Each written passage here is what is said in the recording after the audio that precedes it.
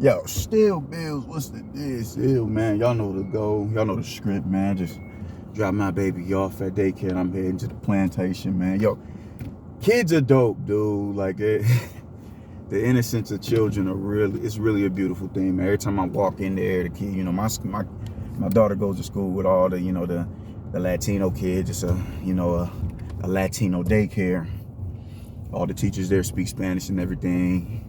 Some of them don't even speak English, and just the kids, they ain't used to seeing the black guy with the afro and all that. So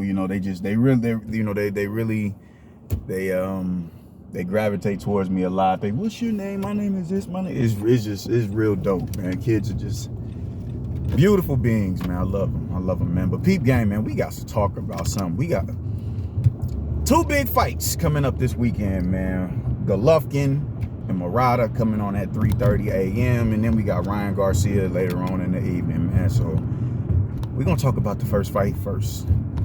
And that's with Golovkin and Murata, man. We don't know. We ain't seen Golovkin since he fought, who was that, Murata? We don't know if he's aged overnight. We don't know how he's going to look. We just don't know, man. We don't know if he's going to look like a shell of himself. But I'm one of the dudes who, all right, man, he's still active, and he's just the Derevianchenko fight, that was a war, you know what I'm saying? It did. I don't want to say it took a lot out of him, but, he had to really dig deep to win that fight. And I still think Derevianchenko did enough to win that fight. I'll go back and watch it. But, I think Derevianchenko did enough to, win that fight. Derevianchenko was really giving him different looks. I don't know. He was just really, he was really hooking off of those angles to the body, man. And he hurt. Like you seen him winch. I've never seen Golovkin winch. Even in the fight with Canelo, I seen him step back, take a deep breath, and I seen the aggravation in his face against Canelo. But he was like, fuck, that hurt. That was the first time we've ever seen that against Derevianchenko. Derevianchenko really dug deep to really pull out that fight, man. And he looked better in that fight than he did with Danny Jacobs. So that fight is still lingering in people's head as it pertains to high quality competition, man. And he had to really dig deep to win that fight. Now he had a fight after that with Murata, and he just completely obliterated the dude. But that was a year and change ago, man. We don't know how he's looking now. We don't know if he's, and it's layers to it, you dig? He could look a little sluggish, but it could be on account of the cobwebs, and we ain't seen him in over a year.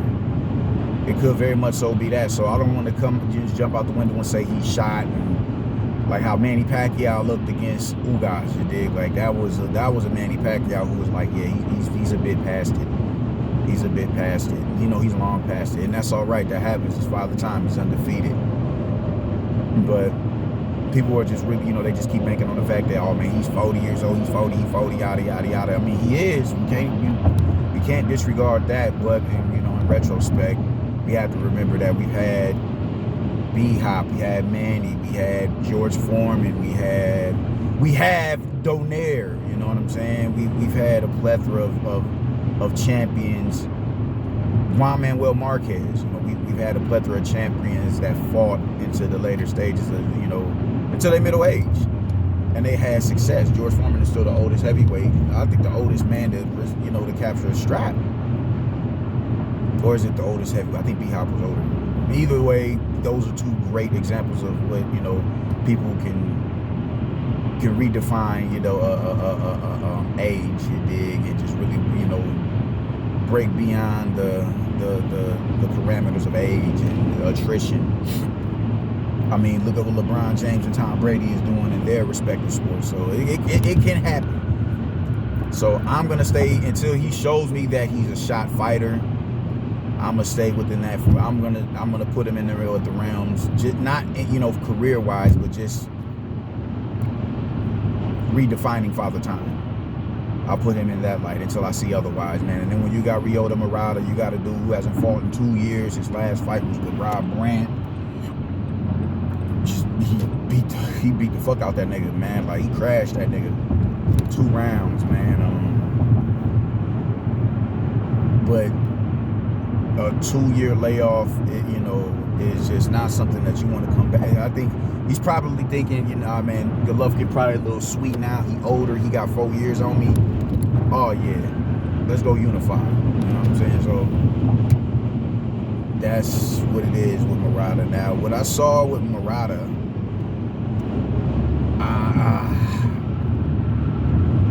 fuck it, I'm gonna just come right out and say Golovkin is about to fuck this dude up. Like, brutally beat the shit out of Ryota Murata, man. Ryota Murata, you know, it's no head movement.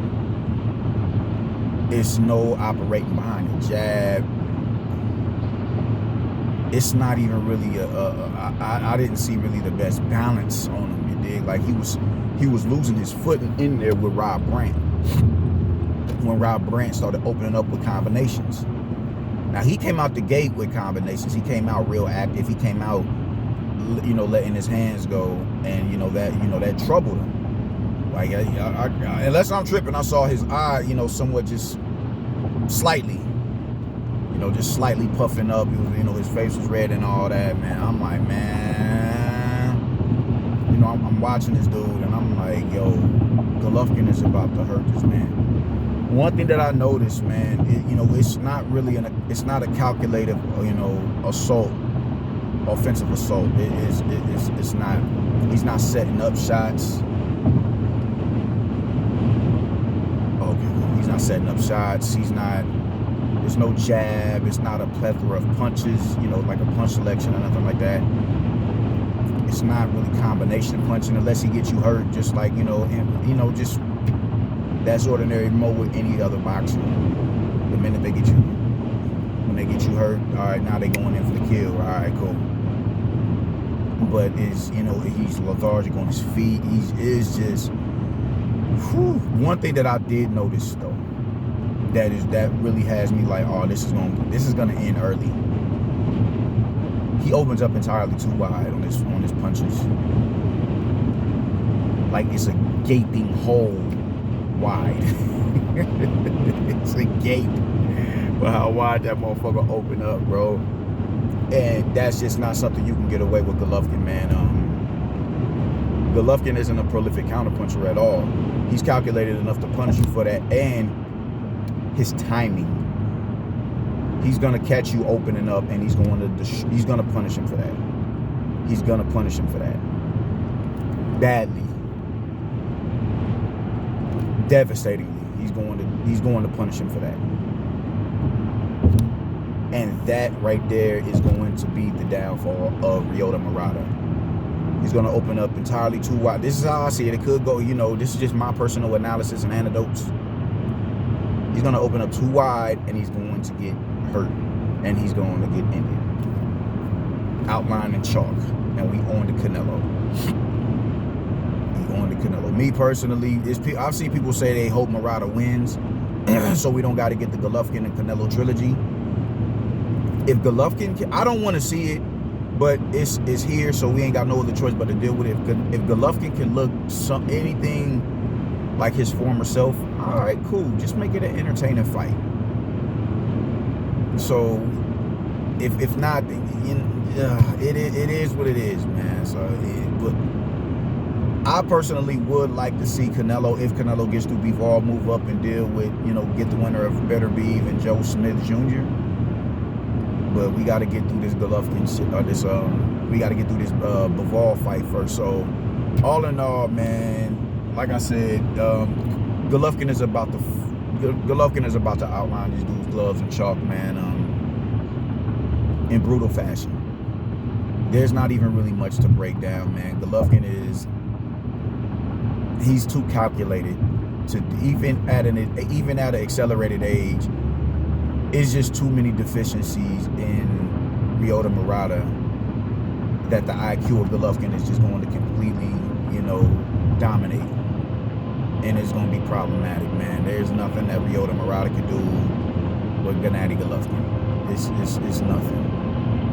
It's nothing. He's going to jab this man's head. His head is there to be hit. It's never offline.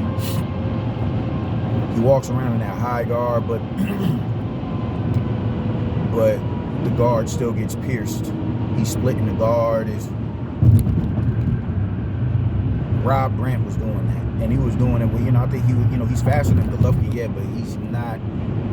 His punch placement isn't as profound as Golovkin, man. Golovkin has a really incredible jab, and he's going to have that dude listening to hip hop the way that he whack, whack.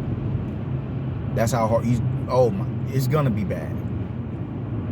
So we ain't got no choice but to get ready for Golovkin. Well, no, we do have a choice because Bivol could upset the apple cart, and I personally, I ain't even gonna go into that. But Golovkin is about to fuck Ryota Murata up, man. He's out of there, bro. He's out of there, and it's gonna be in Japan too. I can't see Murata pulling a rabbit. I just can't.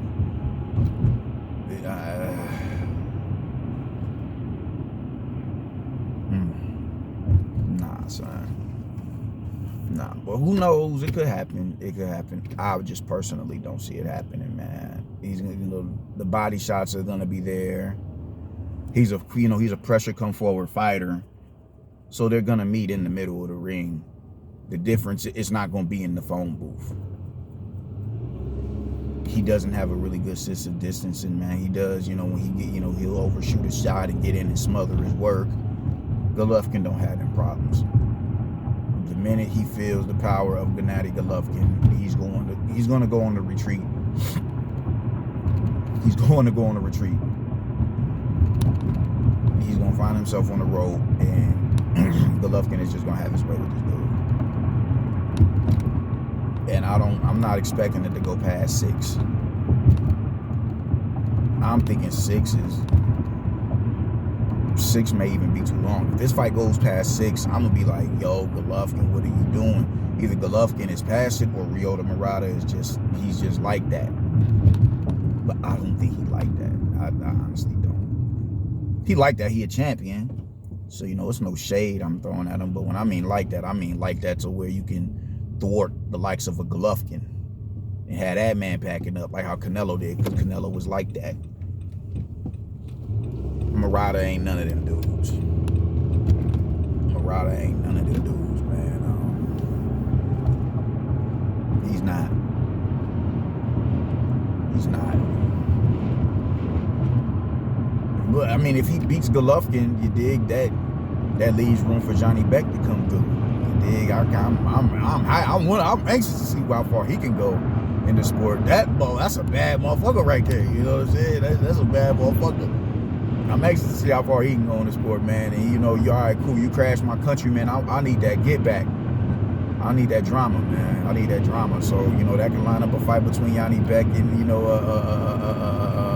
Ryota Murata, but I don't think it's gonna go that far, man. Golovkin is gonna,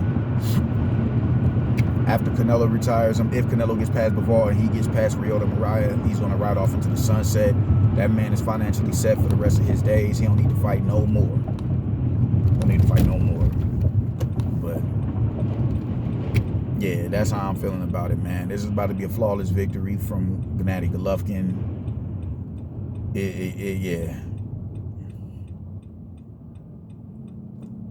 Yeah. Just stay away, don't pull the Mike Tyson and be dealing with all them Japanese prostitutes and all that over there, man. You just stay in your room, stay the course, stay focused, and get this man out the way. And you should be able to do it. And he should be, I'm telling you, if this fight goes past 6, it's a head scratcher. If this fight goes past 6, it's a head scratcher. It is a head scratcher. With the tools that Golovkin has, he should be able to get this man out of there in like 3 rounds. I know that sounds disrespectful for a champion. I get it. I get it. But nah, bro. 3 to 4 rounds. It should take that man 3 to 4 rounds to get rid of this dude.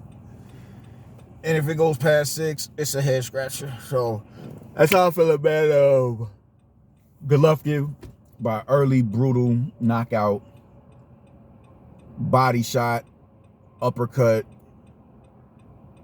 I don't know, but that's how I'm having the fight going, man. Unless Ryota Murata can really pull a rabbit and have a nigga like, damn, man, I wasn't expecting that, man. So that's how I'm feeling, man. Y'all let me know what y'all think, and like, subscribe, and all that. Y'all know the drill. Y'all know the vibes. I'm going to work, man. I gotta drive out here to 200th Street, man. Deuces.